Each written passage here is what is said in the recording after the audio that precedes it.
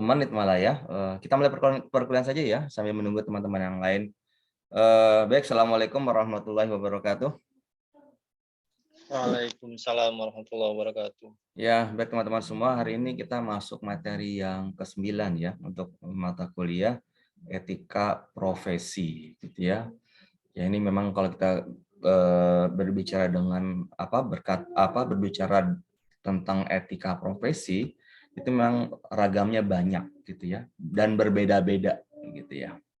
Baik, sebelum kita mulai perkuliahan, sama-sama kita baca basmalah terlebih dahulu. Bismillahirrahmanirrahim. Ya, Bismillahirrahmanirrahim. ya tadi menyambung dari apa yang saya katakan tadi, kalau kita bicara tentang ragam kode etik profesi, itu berkaitan erat dengan karakter dari masing-masing profesi. Itu kadang tidak sama masing-masing profesi gitu ya. Yang mungkin kalau misalnya kita berbicara mungkin hampir profesi itu mungkin agak hampir sama gitu ya.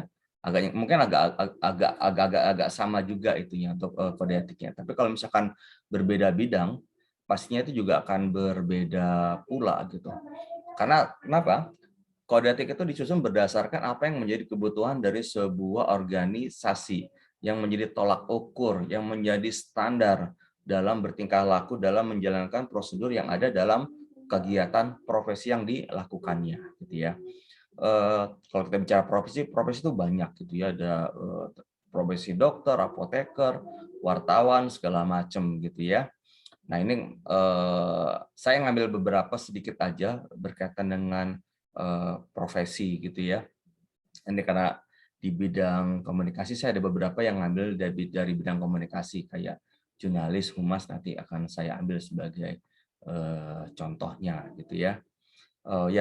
Sebelumnya saya juga mengingatkan teman-teman untuk aktivitas perkuliahan, teman-teman tetap aktif di e-learning IBM ya, artinya teman-teman tetap mendownload materi perkuliahan, kemudian menanggapi forum, mengerjakan tugas dan presensi di e-learning IBM sebagai tanda teman-teman aktif menjalankan aktivitas perkuliahan. Baik, kita yang pertama akan bicara mengenai tadi saya menyinggung beberapa profesi ya. Saya ingin melihat dulu profesi dari wartawan, jurnalis gitu ya. Nah ini teman-teman, ini kenapa saya dahulukan, ini saya background-nya memang dari jurnalis ya, wartawan gitu. Jadi saya cukup, alhamdulillah tahu banget gitu ya, 18 tahun saya menjadi wartawan. Nah teman-teman, kalau kita bicara kode etik jurnalis wartawan Indonesia, memang ada ada beberapa versi gitu ya. Karena memang lembaga kewartawanan itu ada beberapa lembaga yang besar gitu ya. Cuman yang terbesar itu memang ada dua gitu ya. Satu PWI, Persatuan Wartawan Indonesia, ini yang salah satu perhimpunan atau komunitas wartawan yang memang sudah lama gitu ya. Yang kedua AJI, Aliansi Jurnalistik Independen, nah gitu. Ini sebenarnya dulu saya tahu kelahiran AJI itu sebagai penyeimbang dulu tentang kehadiran PWI gitu ya, karena PWI waktu itu sangat lekat dengan pemerintah ya pada masa dulu zaman Orde Baru. Baik, kita lihat dari profesi yang dianut oleh yang distandarkan oleh PWI, Kode Etik Jurnalistik Wartawan Indonesia gitu ya. Nah memang ini menjadi kode etik bagi wartawan memang cukup lama gitu ya. Artinya dari tahun ini dimulai disusun, saya lupa di era 80-an atau berapa ya, atau mungkin 70-an itu sudah dibuat untuk bagaimana kita wartawan menjalankan tugas di lapangannya dengan baik gitu ya. Ada beberapa hal yang singgung di situ. Yang pertama pasti kalau kita dari segi hukumnya, pasti semuanya harus berlandaskan apa? Pancasila dan Undang-Undang Dasar 45. Itu menjadi standar baku yang memang harus dipatuhi gitu ya, tidak boleh melenceng dari situ. Nah, ada beberapa bagian yang menjadi kekuatan dari kode etik jurnalistik. Pertama dari masalah integritas kepribadian. Jadi mengenai individu, si wartawan sendiri harus seperti apa. Nah, itu kan dijelaskan di situ. Nah, ini kalau kita baca ya, ada wartawan Indonesia harus bertanggung jawab, harus bertakwa, tidak menyiarkan berita, tulisan, gambar yang menyesatkan, menerbitkan fakta, berisi fitnah, segala macam itu ya. kepribadian kayak gitu, tidak menerima imbalan. Wah, ini menjadi tantangan sekarang ya. Karena memang pada kenyataan banyak yang seperti itu gitu. Sebenarnya di kode wartawan itu tidak boleh gitu. Dulu waktu saya masih kerja di Kompas juga, kalau misalnya ketahuan 50.000 aja, kami wartawan Kompas ketahuan menerima sesuatu, pasti akan langsung dipecat gitu ya. Itu kayak gitu. Kemudian tidak hanya mengatur masalah kepribadian, tapi juga atur masalah cara pemberitaan. Contohnya apa? Pemerintah harus berimbang, gitu ya. Tidak boleh mencampur adukan antar opini dan fakta. Nah ini media-media sekarang kadang seperti itu ya, mencampurkan opini dan fakta. Ada sebuah fakta kemudian diberi narasi yang kemudian seolah-olah. Nah ini kalau kita lihat infotainment, wah nih infotainment itu kekuatan itunya bukan di beritanya justru di narasinya. Si presenternya sendiri yang memberikan itu seolah-olah wow genting atau seperti apa gitu. Dan memang cara jualannya memang seperti infotainment. Dulu saya pernah menjadi salah satu script writer, jadi yang bikin naskah buat si presenternya. Dulu ya, era-era masa awal-awal infotainment saya pernah membuat kayak gitu. 21. Nah, itu kayak gitu karena dibuat semenarik mungkin. Tapi kita seberusaha mungkin itu tidak mengaburkan fakta yang ada. Jadi cara pemberitaan seperti itu harus yang pasti harus berimbang dan adil. Tadi jangan kita harus mengutamakan fakta. Kesimpulannya itu ada di tangan pembaca atau di tangan konsumen, dibuat pembaca, penonton televisi atau apa kayak gitu ya. Jadi jangan kita yang menyimpulkan, biarkan mereka menyunting kehidupan pribadi, kemudian peristiwa ini yang lain sebagainya. Teman-teman bisa cek dan bisa baca. Sumber berita juga kayak begitu. Cara kita mencari sumber berita juga harus dengan cara yang sopan dan terhormat gitu. Kemudian kalau ada kesalahan harus cepat meralat. Kemudian harus ada check and recheck-nya, balancing-nya, mengenai tentang kebenaran sebuah berita. Dan kekuatannya ini ya, ini harus bagaimana kalau misalnya ini kita jangan sampai melanggar. Kalau melanggar ada yang melarang.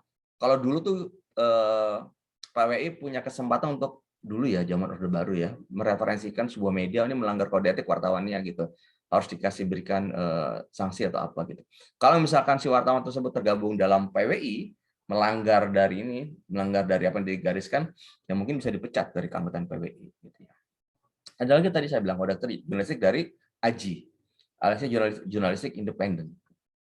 Tadi saya bilang tadi, kelahiran AJI ini sebenarnya pada awalnya untuk mengimbangi kekuatan dari PWI, gitu. Karena PWI waktu itu lekat dengan pemerintah, gitu ya. Nah ini buat para jurnalis-jurnalis yang memang punya sikap independen yang artinya dia benar-benar apa ya dulu itu idealismenya tinggi, gitu di sini.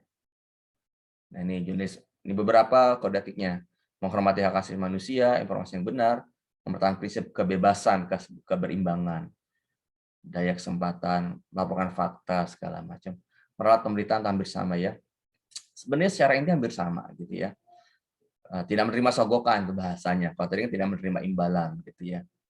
Nah, ini sogokan tidak dibenarkan menjiplak. Oh, tadi di PW tidak menjelaskan. Artinya tidak dibenarkan plagiat di sini. Ini campur tangan pihak-pihak lain. Artinya ada independensi dalam pemberitaan. Nah, ini teman-teman bisa baca.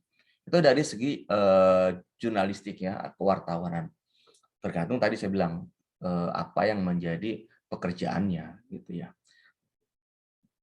Berbeda dengan humas. Nah, ya.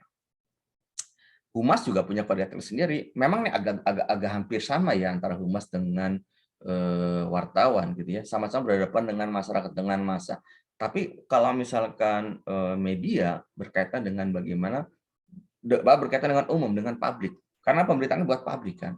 Nah, kalau PR itu kaitannya bagaimana tugas PR tadi mengangkat citra perusahaan agar tampil lebih baik gitu atau baik, membuat citra positif perusahaan walaupun tetap sama-sama berhubungan dengan publik, dengan sama-sama berhubungan dengan massa gitu ya. Nah, kalau kita lihat kode etik humas atau PR, yang terkenal adalah memang dari kode etik perhumas gitu. Karena ini memang persatuan humas ini memang yang paling lama yang ada di Indonesia gitu ya. Setelah itu banyak tuh yang lainnya. Tapi kebanyakan pada mengacu pada perhumas. untuk kode etik humas gitu. Karena dari tahun 77 sudah dibuat gitu. Sama seperti hanya yang lainnya, ada landasan dasarnya undang-undang, Pancasila gitu. Yang ini ditambahin karena ini sifatnya tidak hanya nasional tapi internasional, ada piagam PBB, deklarasi ASEAN segala macam. Nah, ini ada komitmen pribadi misalkan ya berkaitan dengan bagaimana individu PR dalam berhubungan dengan kliennya misalkan. Kemudian bagaimana tahu kan tidak hanya mengenai klien tapi juga mengenai berhubungan dengan atasan seperti apa. Ada hal yang mengatur di situ. Berlaku jujur dengan segala macam ya. Menjamin rahasia klien atau perusahaan ya. Nah, kemudian dia juga bagaimana dia berhadapan dengan masyarakat dan media massa konteksnya. Karena tadi ini memang PR ini menjadi kerja tantangan tersendiri ya. Karena satu sisi dia harus bisa berteman baik dengan kalangan media massa, dengan wartawan juga. Tapi satu sisi juga dia bagaimana citra perusahaan tetap baik. Gitu. Nah, kalaupun ada yang baik, kalaupun ada yang tidak baik di perusahaan, bagaimana dia bisa menyampaikan ke masyarakat atau media dengan cara yang baik. Hingga pemberitaan di media misalkan tidak terlalu memojokkan perusahaan tersebut. Nah, itu pintar-pintarnya PR itu ya. Harus hati-hati memang PR nih. Karena salah kepleset sedikit, nah ini bisa mengakibatkan tadi citra yang negatif buat perusahaannya. Ada juga bagaimana tentang perilaku terhadap teman sejawat. Nah, dalam konteks perhumas ini yang menjadi tolak ukur juga karena ini humas atau PR ini berkaitan dengan pihak lain, sandaran lainnya juga ada juga yang kode etik ini harus disetujui oleh ini. Confederation Europe of Public Relations. IPRA dan CERP gitu ya, itu yang asosiasi mengenai PR secara internasional gitu ya. Harus seperti ini gitu. Jadi harus sama, tidak boleh berbeda gitu ya. Jadi nilai-nilainya di skala besar harus kayak gitu. Ada juga sesuai dengan PR-nya dari Amerika gitu. Segala macam ini. Jadi semua kode etik yang ada itu berkaitan dengan itu dan tidak saling ada yang bertentangan. Kalaupun ada yang berbeda, itu disesuaikan dengan kondisi atau lokal masing-masing negara, gitu ya. Karena PR ini dikondisikan tidak hanya untuk perusahaan nasional, tapi juga internasional, gitu ya. Ini hasil perusahaan pabrik segala macam, gitu ya. Nah, ini ada kode etik asasi perusahaan public relation. Ini artinya ada. Jadi gini teman-teman, kalau kerja PR itu ada dua. Ada memang PR yang secara intern perusahaan, ada juga yang PR dari eksternal perusahaan. Itu berarti berasal dari asosiasi dari perusahaan public relation. Atau banyak orang menyebutnya sebagai konsultan PR. Itu perusahaan tersendiri. Yang terkenal adalah Incomaris. Wah, itu sudah kliennya di mana-mana gitu ya, Incomaris. Itu adalah perusahaan sebenarnya perusahaan perusahaan PR atau konsultan PR. Klien dia banyak, BCA segala macam kayak gitu. Contoh tuh ya. Dan di asosiasi perusahaannya ini ada kode etiknya gitu. Nah, ini juga sebenarnya nggak jauh beda sih antara yang PR internal dan eksternal ya gitu. Ini mengenai kode tingkah lakunya. Ini saya ambil garis besarnya saja ya mengenai tingkah lakunya, karena kalau saya bahas semuanya akan banyak sekali gitu ya. Yang pasti tadi saya bilang kerja PR ini tidak bisa dilepaskan dari yang ada sumber acuan utamanya gitu, secara nasional dan internasional gitu. Oke, itu dari humas. Kita lihat lagi yang lain, advokat. Nah, agak berbeda dengan yang tadi ya, kalau kewartawanan itu disusun masing-masing tadi ya, PWI sendiri, jurnalis AJI sendiri, yang lain juga ada sendiri punya kode etik sendiri. Kemudian kalau misalkan PR, walaupun dibuat tetap ada acuan utamanya tadi ya, yang walaupun undang-undang dan Pancasila sebagainya, tapi juga ada acuannya tadi, secara internasional juga ada. Nah, kalau advokat, ini karena banyak lembaga-lembaga advokat di seluruh Indonesia ya, kemudian mereka merancang untuk membuat kode etik yang disepakati bersama. Gitu. Jadi tidak hanya per institusi tadi, masing-masing ikatan komunitas itunya advokatnya gitu ya, atau asosiasinya. atau perhimpunannya beda gitu. Jadi semua menyatu untuk membuat kode etik bersama gitu ya. Nah, memang ini ada beberapa lembaga yang menjadi kode advokat Indonesia tuh ada IKADIN, ada AAI, ada IPHI, kemudian ada HAPI segala macam itu ya. Oke, nah pasti ada secara ininya pasti didasarkan dari apa Pancasila ya, undang-undang itu sudah ini. Ada ketentuan umum, penjelasan advokat itu seperti apa, gitu, klien seperti apa, teman sejawat seperti apa, teman sejawat asing seperti apa, dewan kehormatan seperti apa, gitu. Disinggung juga sama seperti yang lain, ada mengenai kepribadian advokat, gitu ya, harus seperti apa, gitu ya. Nah, kepribadian advokat ini disesuaikan dengan tadi culture-nya dari negara masing-masing, gitu ya. Pada Indonesia ya sesuai dengan Indonesia, gitu ya. Kemudian ada rasa solidaritas nih kan kita lihat nih ya. Tidak melakukan pekerjaan lain, tidak merugikan teman gitu. Kepribadiannya enggak gitu. Jadi menjunjung tinggi kayak gitu. Kemudian bagaimana diatur juga mengenai cara berhubungan dengan kliennya seperti apa gitu ya. Ya ini, advokat dalam menyelesaikan perkara mengutamakan jalan damai. Jadi teman-teman gini, misalkan saya punya teman advokat ya. Menurut dia, hal yang utama yang harus dikerjakan seorang advokat adalah bagaimana menyelesaikan sebuah masalah itu di luar pengadilan. Misalkan ada orang yang mau bercerai. Bagaimana sebelum sampai ke pengadilan itu mereka mendamaikan dulu, jangan sampai ada perceraian itu. Kemudian ada yang bersengketa juga kayak begitu. Tapi kalau sudah masing-masing tidak mampu, baru ke pengadilan merupakan jalan terakhir gitu. Jadi tidak kemudian tiba-tiba kemudian seorang pengacara ke pengadilannya enggak gitu ya. Utamanya harus seperti itu. Makanya semua jalan damai dulu gitu.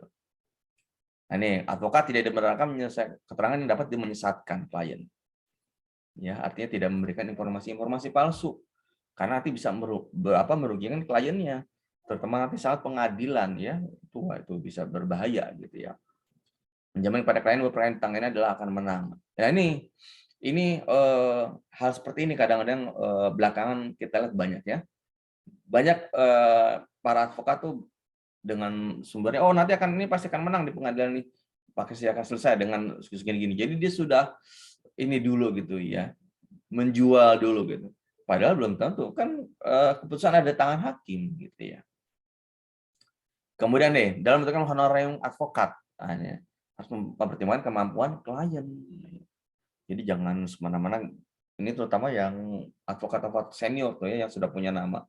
Kadang-kadang tarifnya gitu ya. Itu sudah menjadi rahasia umum ya. Walaupun memang di kita ada LBH ya, lembaga bantuan hukum yang mungkin kita bisa secara gratis mendapatkannya kalau kita ada punya masalah. Nah nih, ada kaitan dengan hubungan dengan klien. Kemudian juga bagaimana berhubungan dengan teman sejawat, ya, teman seprofesi.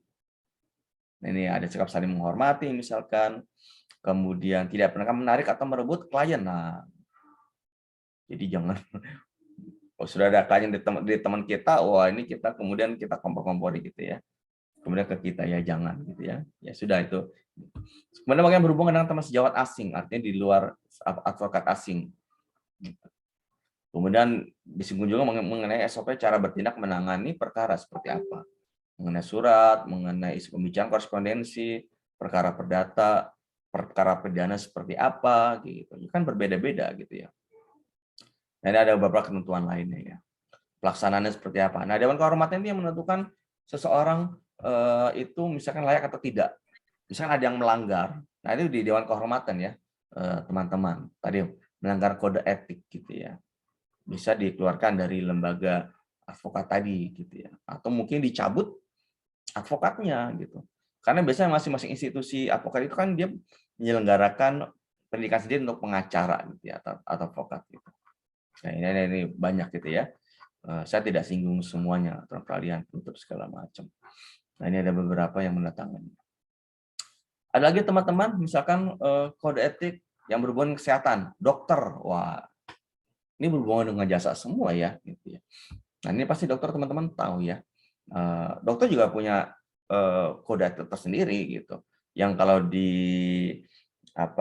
melanggar pasti akan ditegur oleh pihak ID, Ikatan Dokter Indonesia.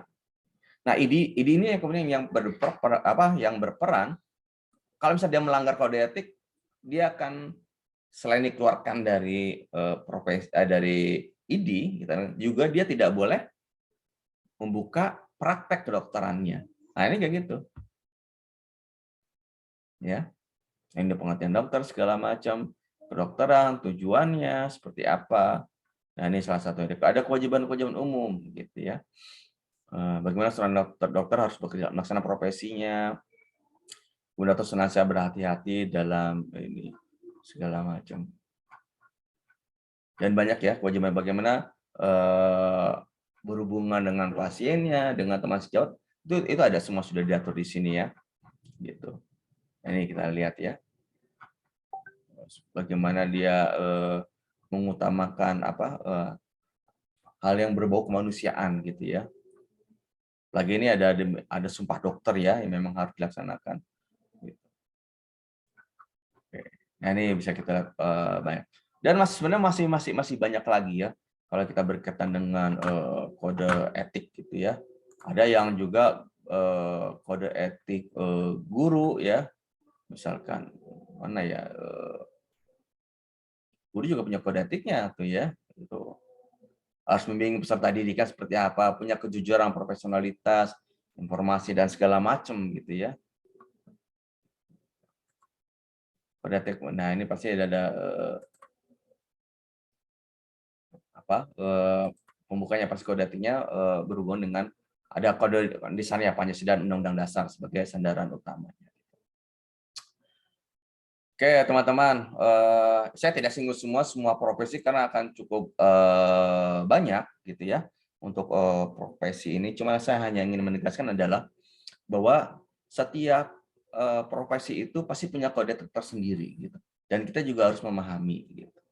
Bahkan teman-teman nanti misalkan ada yang kerja sebagai programmer atau di bidang IT, pasti mereka punya kode tersendiri juga gitu yang harus kita patuhi gitu. Karena nanti akan kalau misalnya kita tidak mengetahui masalah kode tersebut akan terasa aneh nanti ketika kita bergaul dengan teman sejawat kita gitu ya. Oke teman-teman, sebelum saya buka untuk pertanyaan, saya minta teman-teman ditampilkan wajahnya dulu ya, gitu. Untuk saya buat screenshot. Silakan teman-teman tampilkan dulu wajah ganteng dan cantiknya. Ya, sambil ya. Sudah semua? Oke, 1, 2, 3.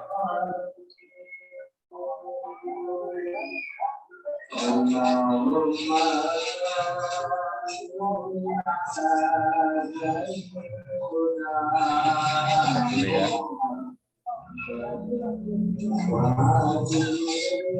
Kamu Isa ya.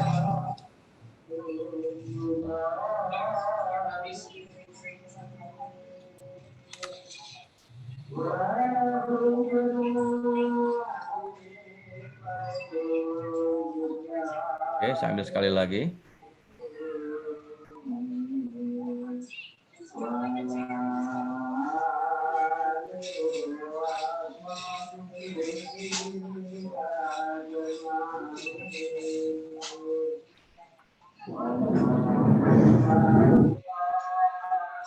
Oke, teman-teman, silakan kalau ada yang mau ditanyakan dari materi kita pada hari ini. Silakan, ada yang mau tanyakan, teman-teman? Ada mengenai beragam kode etik di dalam berbagai macam profesi.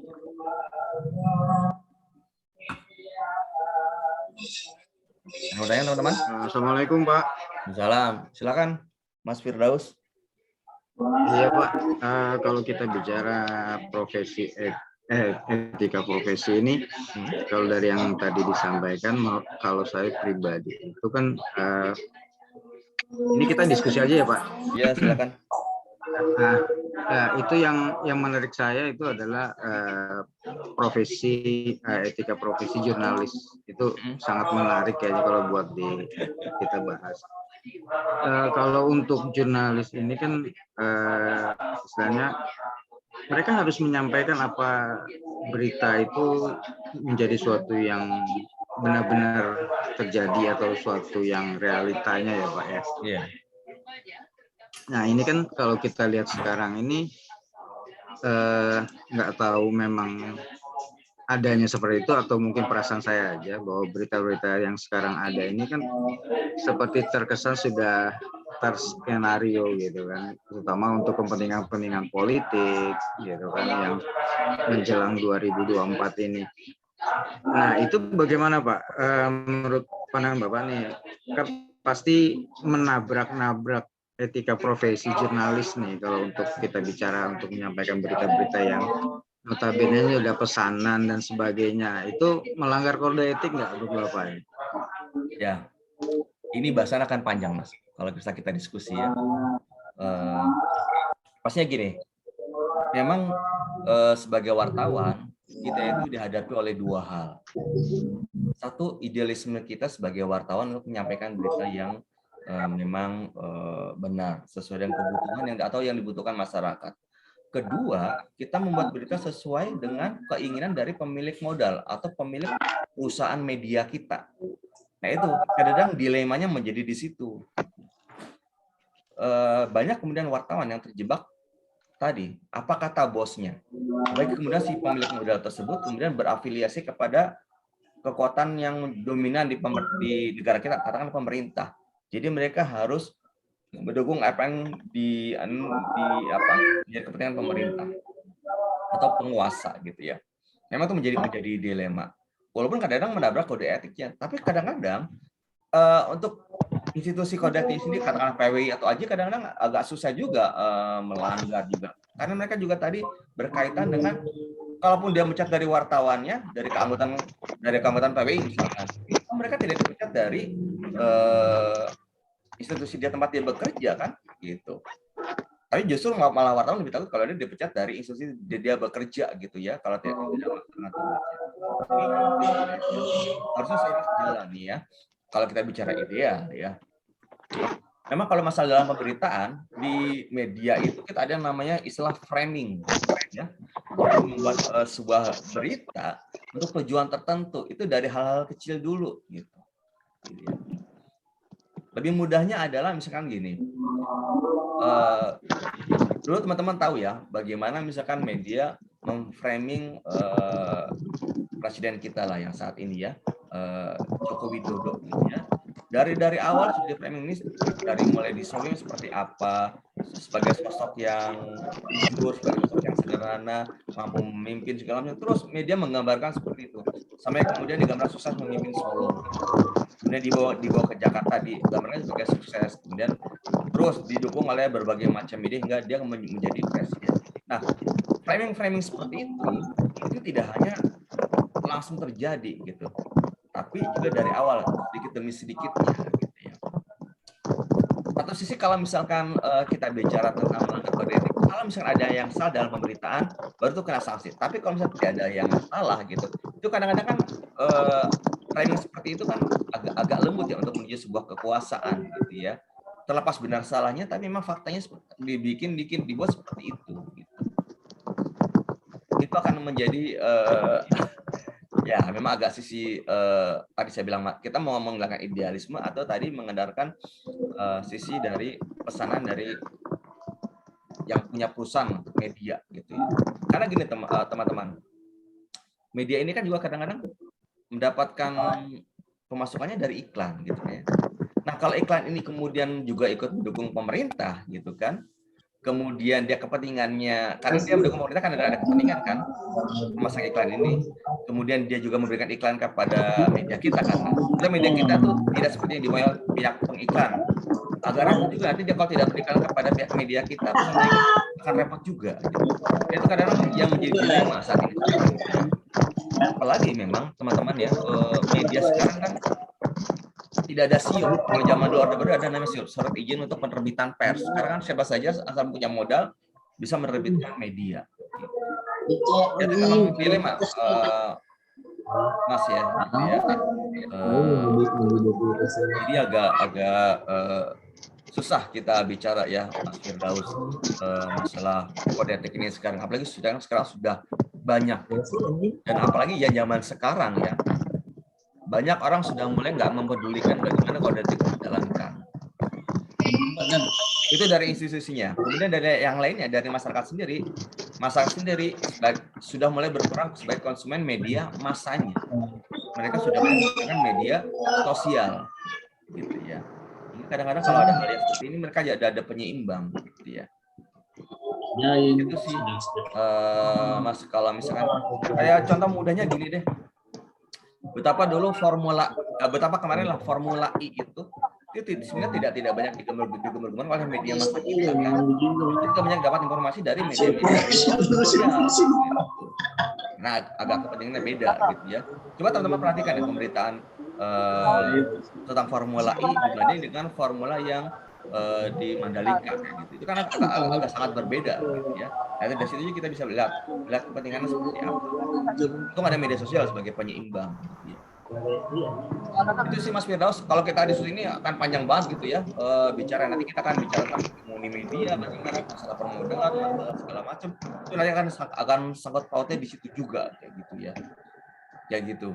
Nah tadi bagaimana tentang keberadaan lembaga tadi masalah PWI, masalah AJI.